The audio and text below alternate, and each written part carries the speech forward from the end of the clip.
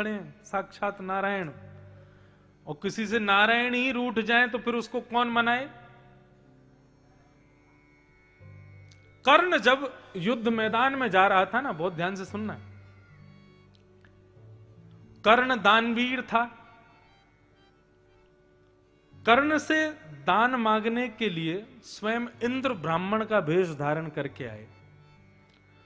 कर्ण सूर्य पुत्र है, उसको कवच कुंडल सूर्य के द्वारा मिले हैं। जब तक उसके कवच कुंडल नहीं जाएंगे तब तक कर्ण का वध करना मुश्किल है। इंद्र ब्राह्मण का रूप बना करके गए, और कर्ण की विशेषता कि ब्राह्मण जो मांग ले सो देता है। इंद्र ब्राह्मण का रूप बना करके गए और बीच युद्ध मैदान में आकर के कर्ण से कहा कि मुझे दान दो, दान दो।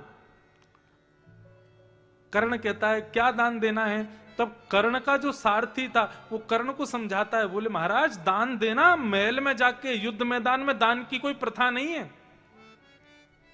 खूब रोकते हैं लेकिन कर्ण नहीं मानते। बोले क्या दान चाहिए बताओ।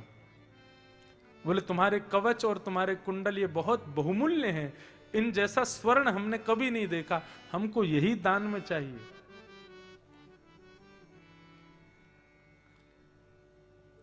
कर्ण का सारथी बार बार रोकता है, बोले भगवान आपको ये क्रिया नहीं करनी है। तब कर्ण एक बात कहते हैं महाभारत में, बहुत ध्यान से सुनना।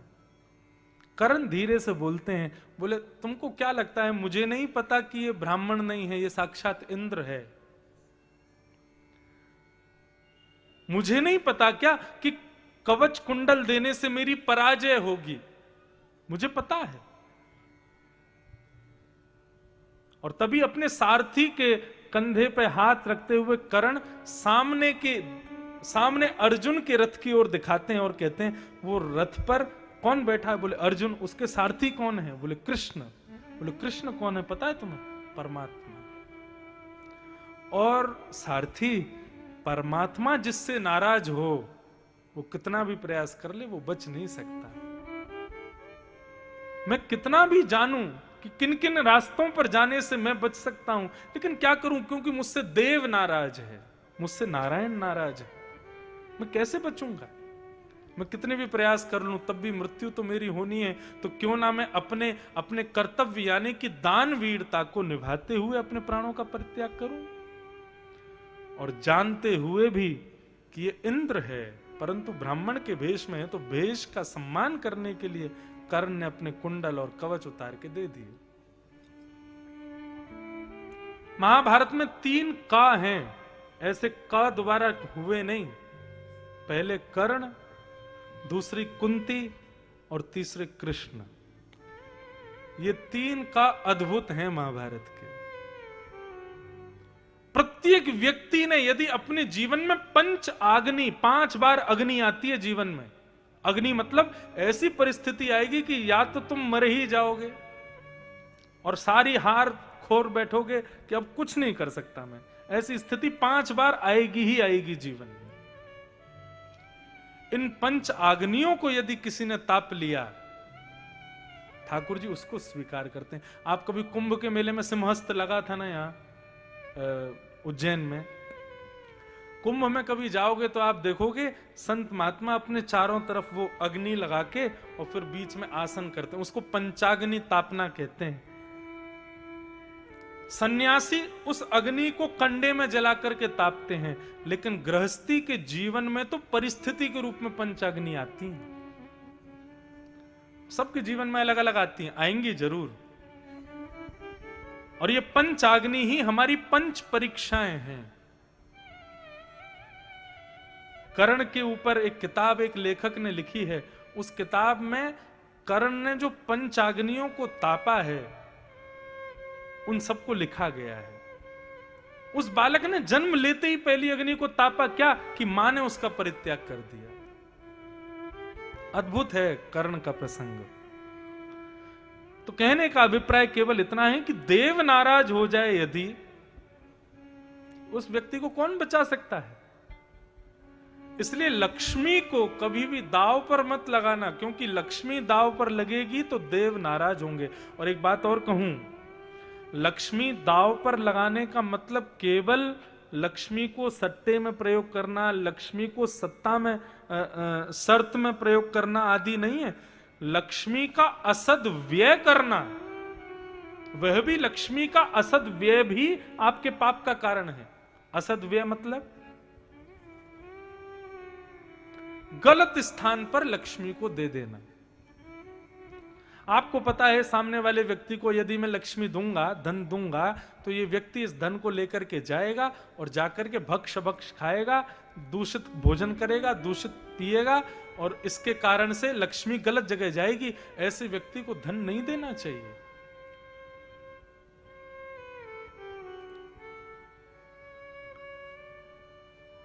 इस प्रकार ये 5 स्थान कलयुग के निवास के कारण बताए और बताया गया कि इन 5 स्थानों से बचो।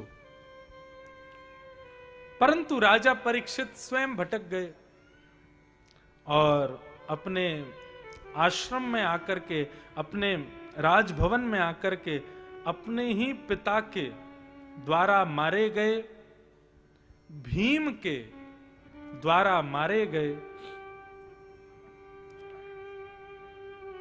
जरासंध के मुकुट को उन्होंने सिर पर धारण कर लिया। असद वस्तु में कलयुग का निवास है, असद धन में कलयुग का निवास है। जैसे ही मुकुट धारण किया, कलयुग प्रविष्ट हो गया परीक्षित के मस्तिष्क में। और बंधुओं, कलयुग जब जीवन में आता है ना, तो आपसे वो क्रिया करवाएगा जो आपने कभी सोची भी ना हो, जो आपने कभी विचार भी ना की हो। ऐसी क्रियाएं कलयुग करवाता है। राजा परीक्षित के यहां पर हिंसा करना, मारपीट करना, ये सब मना था, लेकिन आज राजा परीक्षित स्वयं हिंसा करने निकल गए। वन में जाकर के आखेट करने लगे, हिंसा करने लगे। किसी जानवर को मार तो नहीं पाए, लेकिन प्यास से व्याकुल परीक्षित ने एक आश्रम देखा। आश्रम में जाकर के देखा तो एक संत समाधि में बैठे थे। उस समाधि का नाम था त्रातक समाधि। त्रातक समाधि में देह विद्यमान होता है, जीवित होता है, लेकिन सांस नहीं चलती, धड़कन नहीं चलती। व्यक्ति जीवित है, लेकिन वो अपने देह से वहां है। उसकी आत्मा, उसकी मनोवृत्ति वो कहीं और जा चुकी है। हमारे वृंदावन में आज भी ऐसे कई संत मिलेंगे आपको। इसी त्रातक समाधि को हमारी वृंदावन की भाषा में कहते हैं मानसी सेवा। कौन सी सेवा? मानसी सेवा। मानसी सेवा का तात्पर्य है कि देह व्यवस्थित है, देह उपस्थित है, लेकिन चित्त कहां है ये नहीं पता। ऐसे आज भी हमारे वृंदावन में कई संत हैं। एक महाराज जी हैं, वो उनका नियम है, वो मानसी सेवा में जाते हैं तो मानसी सेवा का भाव ये रहता है, अपने मनस्थ में ठाकुर जी की कुंज प्रकट करके, ठाकुर जी का भाव रख के, ठाकुर जी लीला कर रहे हैं, उस लीला में एक कैरेक्टर तुम भी हो, ऐसा विचार करके उस लीला का अनुभव करना, ये मानसी सेवा होती है। हमारे वृंदावन में कई संत हैं इस प्रकार की सेवा में रहते हैं।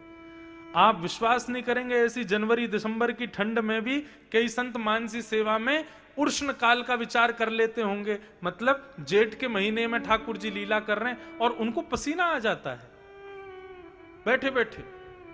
मैंने दर्शन किया है कितने संतों का। तो इसको त्रातक समाधि कहते हैं, मानसी सेवा कहते हैं। त्रातक समाधि में बैठे थे, तभी राजा परीक्षित वहां पहुंच गए और पहुंच करके उन्होंने कहा, महाराज, चक्रवर्ती सम्राट राजा परीक्षित आपके द्वार पर खड़ा है, प्यासा है, जल की याचना करता है। लेकिन वो तो त्रातक समाधि में बैठे थे, उनको सुनाई थोड़ी दे रहा था।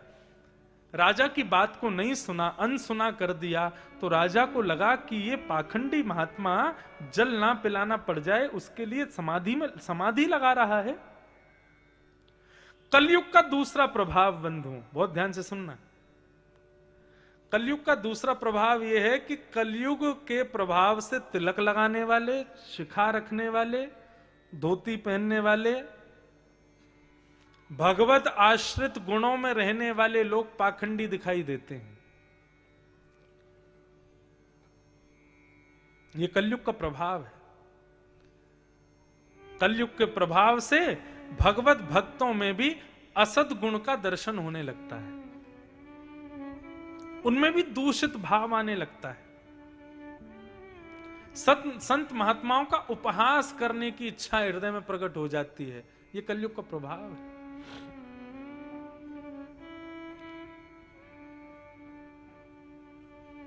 राजा परीक्षित ने अपना अपमान मान करके शमीक ऋषि के गले में मरा हुआ सर्प डाल दिया। अब ये दृश्य किसी ने नहीं देखा, छोटे छोटे बच्चों ने देख लिया और जाकर के शमीक ऋषि के पुत्र श्रृंगी को बता दिया कि तुम्हारे पिता से जल की याचना की, लेकिन तुम्हारे पिता ने नहीं दिया, तो राजा परीक्षित ने मरा हुआ सर्प डाल दिया। श्रृंगी को क्रोध आया और श्रृंगी ने हाथ में जल लेकर के इति लंघित मर्यादम तक्षक सप्तमे हनि, मर्यादा का उल्लंघन करने वाले राजा परीक्षित ने मेरे पिता का अपमान किया है, गले में मरा हुआ सर्प डाल दिया। मैं श्राप देता हूं, तक्षक सर्प आज के 7वें दिन डस देगा और राजा परीक्षित की मृत्यु हो जाएगी। श्रृंगी ने आकर के अपने पिता के गले से मरा हुआ सर्प हटाया। थोड़ी देर बाद जब शमीक ऋषि की समाधि टूटी तो पुत्र रो रहा था। श्रृंगी से पूछा, बेटा रोते क्यों हो? तो बोले, पिताजी आपके गले में मरा हुआ सर्प डाल दिया राजा परीक्षित ने। बोले, कोई बात नहीं, इसमें रोने की क्या बात है। संत का स्वभाव कैसा होता है, साधु का स्वभाव कैसा होता है, कोई माला पहनावे, कोई दक्षिणा देवे तो ही उस पर कृपा करना, ये साधु का स्वभाव नहीं है। कोई अपयश कर दे, कोई 2-4 अपशब्द भी कह दे, उस पर भी कृपा करे, ये साधु का स्वभाव है। साधु को तो जो दोगे दक्षिणा में सब स्वीकार है। माधव दास भगवान के अनन्य भक्त हुए, श्री जगन्नाथ जी के। उनके ऊपर इतनी कृपा थी श्री जगन्नाथ जी की, वो जब श्री जगन्नाथ जी का दर्शन करने जाते थे ना, तो श्री जगन्नाथ भगवान मंदिर में बैठे बैठे जैसे ही माधव दास जी आते थे मंदिर में, श्री जगन्नाथ जी की प्रतिमा झूमने लगती थी, ऐसे ऐसे डोलते थे श्री जगन्नाथ जी। आज भी जगन्नाथ जी की प्रतिमा हिलती है।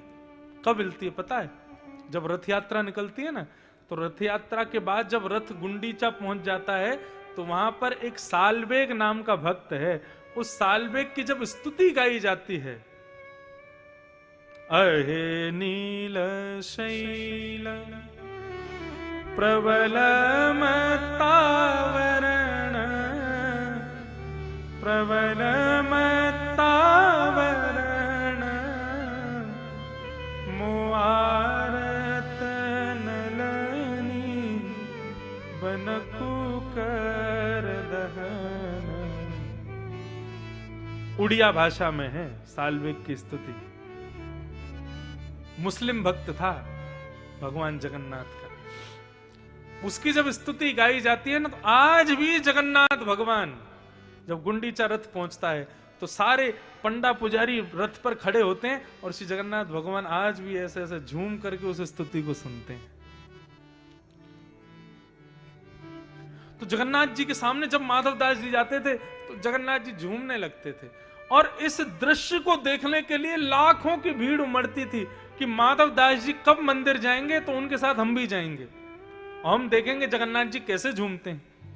और स्थिति ये होती थी कि जैसे ही माधव दास सामने गए जगन्नाथ जी झूमते थे, और जगन्नाथ जी को झूमता देख सारे भक्त माधव दास को प्रणाम करते थे। लेकिन माधव दास को ये अच्छा नहीं लगता था। माधव दास बोलते थे कि भाई भक्त को तो यश से जितना हो सके दूर रहना चाहिए। एक बात कहें, भगवान जिससे दूरी बनाते हैं ना, उसको बहुत यश, बहुत मान, बहुत प्रतिष्ठा, बहुत धन, बहुत उपलब्धियां, और जो वो मन में चाहता है तुरंत उसके सामने उपलब्ध करवा देते हैं। यदि आप मन में कोई भावना रखते हो और तुरंत आपकी भावना पूर्ण होती है ना, चिंता का विषय है ये। क्यों? ठाकुर जी जिससे दूरी बना लेते हैं ना, उसके मन की अभिलाषाएं तत्क्षण पूरी करते हैं, और जिससे ठाकुर जी थोड़ा सामिप्य रखते हैं, उसके संग खेलते हैं, इसके मन में भावना आ गई इंदौर में घर बनाना है, तो कोई ना कोई विघ्न डालते ही रहेंगे। तेरा घर बनने में ही नहीं आवेगा। उस समय दुखी मत होना, उस समय खुश होना। हे ठाकुर जी कब तक ये लीला करोगे? और फिर बस इतना कह देना, अपने लिए घर थोड़ी बना रहे हैं, आपके लिए घर बना रहे हैं, फिर देखना तुरंत बन जाएगा। ये ठाकुर जी की लीला है, ठाकुर जी की क्रीड़ा है, हम ठाकुर जी के खेल हैं, वो हमारे संग खेलते हैं। लेकिन लोग इसको आपत्ति विपत्ति शनि की महादशा और ये सब चीजें जान करके दुखी हो जाते हैं। नहीं, ये जीवन में आने वाली विपत्तियां, रुकावटें, आपत्तियां, ये सब ठाकुर जी की क्रीड़ा है, ठाकुर जी का खेल है। जैसे दो मित्र होते हैं ना, एक मित्र कुछ अच्छा कर रहा हो, दूसरा मित्र उसमें टांग अड़ाएगा, उसको घेरेगा, उसको नहीं करने देगा। ये मित्र का स्वभाव होता है। ऐसी ठाकुर जी का